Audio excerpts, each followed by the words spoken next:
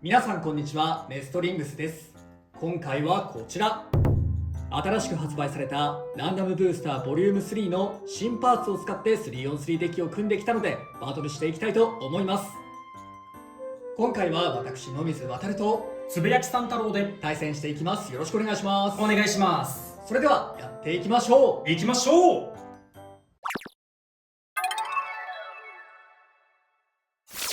まずシュートポジションを決めるじゃんけんをします。最初はグー、じゃんけんぽい。左、お互いのファーストベイ、せーの、じゃん。ティラノビート 960R。 ユニコーンスティング 470H。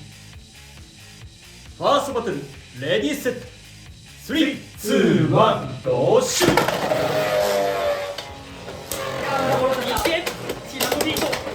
いや、もう結構今飛ばされてる。お、いい当たり。スタミナだいちょっぶ削ったとスタんじゃないミナがもうない気がする。ナイスオーバーフィニッシュ。ティラノビートに2ポインやったぜティラノ。マジか。オーバーはちょっと話が違う。ト。お互いのセカンドベイ、せーの、じゃん。ドランバスター 169。 ティラノビート 560F。 セカンドバトル、レディーセット、3、2、1、ゴーシュー。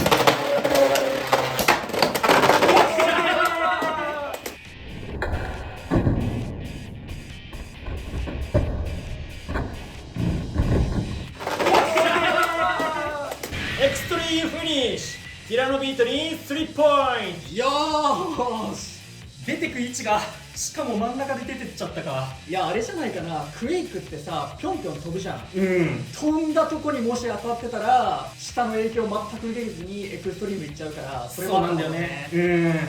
お互いのサードベイ、せーの、じゃん。ドライガースラッシュ 470A。 ドランザースパイラル 169。 サードバトル、レディーセット、3、2、1、ゴーシュー。いけドライガー、いけドランザー、ドランザー、攻撃当たらない。お互いにお互いに当たらない。ナイス当たんねいや、でも持久戦でえ。は音が軽い音が軽い。スピンフィニッシュ。ドライガースラッシュに1ポイント。ギリギリやったぜ。いやー、惜しかったなー。なんで惜しかったんだサードバトルでも勝敗が決まらなかったので、デッキの順番を変えて続きからやっていきたいと思います。お互いのフォースベイ、せーの、じゃん。ティラノビートティラノビートフォースバトル、レディーセット、3、2、1、ゴーシュー。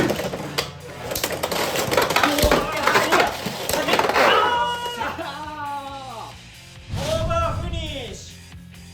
緑色のティラノビートに2ポイント。よってこの勝負は野水航選手の勝利だ。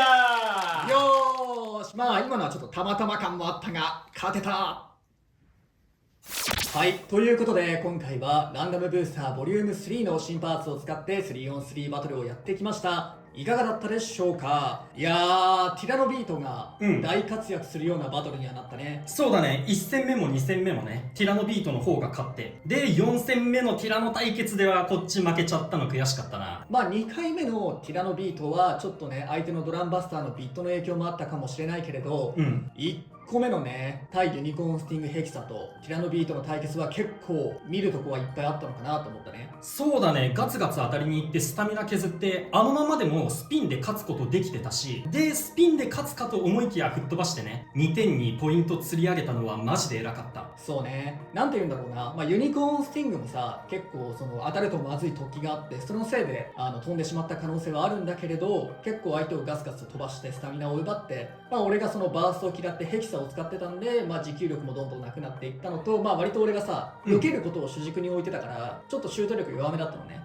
まあその影響もあってスピンフィニッシュのような形になって、まあ最後オーバーしちゃったけれどっていうのは、まあ結構ティラノビートをガツガツ相手に当たればスピンフィニッシュを取れる性能というか持久力はあるかなっていうふうに思ったね。そうだね。重さもちゃんとあってね。そう、36.9から37.1ぐらいの間かな。うんうん。だからかなり重量級なんだよね。そのフェニックスとかコバルトドレイクよりは若干下だけどってぐらいの。うん、ベーシックラインのベイの中ではだいぶ重い方でね。うん、で、重さはしっかりあるんだけど、結構ティラノビートのブレードを使ってて若干感じたのが、なんか上振れ下振れが少ないなっていうイメージで、あんまり強い強パンチみたいなのがちょっと入りづらい。いやそれは同じこと思ってる。うん、でなんか全部の攻撃が中パンチっていう感じがしたね。でもそれが別に欠点かと言われたら欠点っていうよりかはティラノビートの個性なのかなって思って、それこそ上振れ下振れがあるようななんかドランバスターとかそういうベイだったらうまくいかないとほんと全然戦えないけど、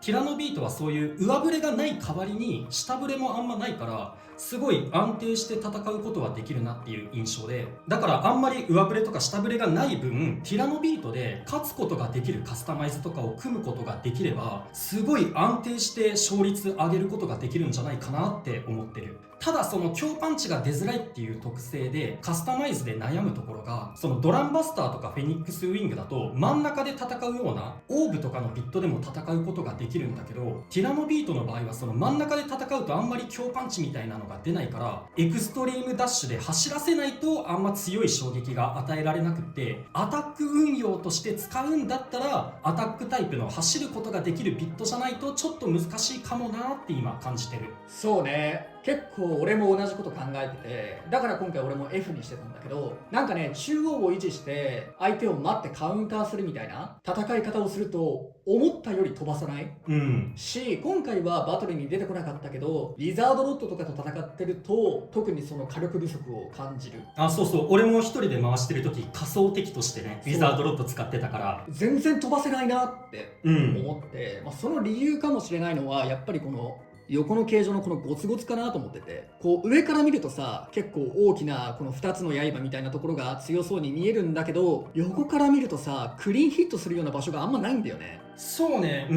すごく強く弾き飛ばせそうな引っかかりが実はなくて結構ツルツル滑るんだよ。これがアタック力をあんまり感じなくなっちゃってる理由。その勢いつけて当たれば感じるんだけど、こいつ単体でこう中央とかで競り合った時にあんまり相手を飛ばさない、みたいな感触があるかなとは思ってるね。その例えばドランバスターとかみたいなアタックタイプのやつとやると相手のアタックの引っかかりで相手を飛ばすとかができるんだけど、ヘルズチェインとかウィザードロッドみたいな中央で回ってしかもその丸い形状のやつと対戦するともうめちゃめちゃ攻撃いなされちゃうみたいな印象があって、で結構今の環境ってそのウィザードロッドを飛ばせるかどうかみたいなのがガチ対戦では結構重要になってくるじゃん。そうだね。だからその点においてこいつちょっとウィザードロッドが天敵になってる感があって、そこはちょっと微妙というか気になっちゃうなって思うところではあったね。同じ印象を持ったな。でも今回の持久力とかそのカウンター性能的なのとか丸い形状で引っかかりにくいっていうのは逆に対アタックでそのワンチャン速さでウィザードロッドを飛ばせるし、でもそのウィザードロッドを飛ばしに来たアタックタイプとは持久戦でもやり合えるかもなみたいなそうなんだよね。ところはあるかなと思ってる。ウィザードロッドとか相手には結構厳しくなるけどフェニックスウィングとかとは全然渡り合えるポテンシャルあるかなって感じてるから。そう今特にその 3on3 の中においてウィザードロッドがまずほぼ確定で入って、その他がねロッドを飛ばすためのアタックタイプみたいな感じになってるから、そのロッドを飛ばすアタックタイプに当てるためのアタックタイプかつウィザードロッドも倒せるよみたいな、可能性があるよみたいな、そういうポジションにいるんだったら、採用しても面白いのかなって思うところではあったね。だから結構その重量があってでアタックタイプでみたいな感じですごくこう分かりやすい感じのベイに見えて結構テクニカルなベイだと思うねこいつは。そうだね、簡単に扱えるタイプのベイじゃないね、ただしっかり強くていいブレードだなとは思う。そして次にこのビットのクエイクね。これはね割とおもちゃ寄りというかそうだね、フリー対戦で遊ぶよみたいな感じはあるな。勝つために使うというよりは楽しいから使うの方に近いバースかなって思ったね。やっぱりねこのベイブレード X のブレードが重いからってのか理由なのかわかんないけどあんま飛ばないね。そうなんだよね。俺も今回ドランバスターにクエイクビットで使ってみたんだけど、やっぱあんまり飛ばなくって、そのドランバスターは片方に形が寄っててさ飛びやすいブレードかなとは思うけど、それでもあんまり飛ばないから結構ピョンピョンさせるのは難しいなって感じた。理想はやっぱりさこの辺でピョンピョンしてほしいんだよね。だけどさいらんとこでぴょんぴょんするよなっていう。そうなんだよね。なかなか制御が難しくってあんまりぴょんぴょんしないなっていう感触はあるんだけど、逆にちゃんと飛ぶ時もあって、そうでちゃんと飛ぶ時でもね、アタックに行きたいところで相手のベイを飛び越すこともあるんだよ。そうなんだよ。なんかさ、この辺でこう飛び越してったりさ、そうそうそうそうあとこうエクストリームダッシュをして跳ね返ってここでこうと飛んでみたいな、結構ジャンプ力あるんだよね、意外とそう飛ぶ時は。エクストリームラインに引っかかると飛ぶって感じかな、うんだからそこがちょっと難しいよね。そうね。でエクストリームラインといえば、こんなめちゃめちゃ斜めにカットされたすごい個性的な形してるのに、こんな形でもちゃんとエクストリームラインに乗ってエクストリームダッシュするんだっていうところはびっくりしたね。そうね、めちゃめちゃエクストリームダッシュするときあるから割とそれはびっくりしたね。あとは新しいベイブレードといえばこちらドライガースラッシュも新しく出ましたね。いやドライガーもね、重さ結局ドランザーと同じぐらいですごい軽いブレードになってるんで、ちょっとこれもフリー対戦で楽しむようかなっていうイメージはあって、でただこいつドライガースラッシュだけの個性が実はあるんだよね。っていうのがこのブレードの裏側、ラチェットを組む時のここなんだけど、見えるかな、若干突起があって、ラチェット組んだ時にちょっとラチェットが動きづらいようなストッパーの役割を果たしてくれるんだよね。そうドランザーにはない今回のドライガーから新しく追加された要素ではあるね。だからちょっとバーストしづらいっていう点では結構ドライガースラッシュいい個性もらえたなとは思うね。あとさ、これはドライガーだけじゃなくてドランザーにも言えることなんだけどさ、軽いからさオーバーとかにぶち込まれてもさ勝手に帰ってくんだよね。そうだね。だからそういう時ある。今のアタック環境において一応ねリザードロッドにはかなり不利だと思うんだけど、アタックで飛ばされて帰ってくるから意外と時給でドランバスターとかに勝てたりはする。そうだね。でもちょっとそれをうまく大会で使うのはかなり難しいものパーツかなとは思ってるね。結局その重量は、28g 後半ぐらい 28.6 ぐらいだったかな。だからドランザーと変わらない、むしろドランザーが28でドライガーが急に33ですって言われたらね、ドランザー使いが怒っちゃうよって感じもあるんだけど、なんて言うんだろうな、やっぱ重量がさ 10g ぐらい違うわけでしょ。10g はさすがにでかいよねっていう階級が違うもんな。だからで相変わらずの変重心そうだね。で形状も片側だけ寄ってる感じ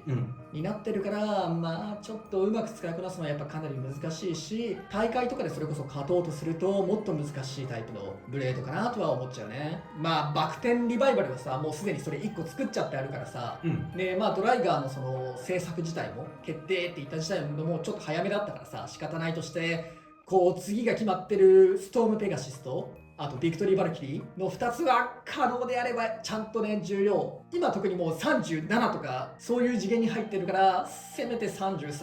はないときついかなってなっちゃうから、そこには期待したいですね。そんな感じでかなり面白いティラノビートや、あと実はねヘルズチェインとかオーブとかかなり優秀なパーツも入っているので、興味のある方はランダムブースターボリューム3を買って遊んでみてください。ということで、この動画が良かったらグッドボタンとチャンネル登録よろしくお願いいたします。それではまた次の動画でお会いいたしましょう。バイバイ。バイバーイ。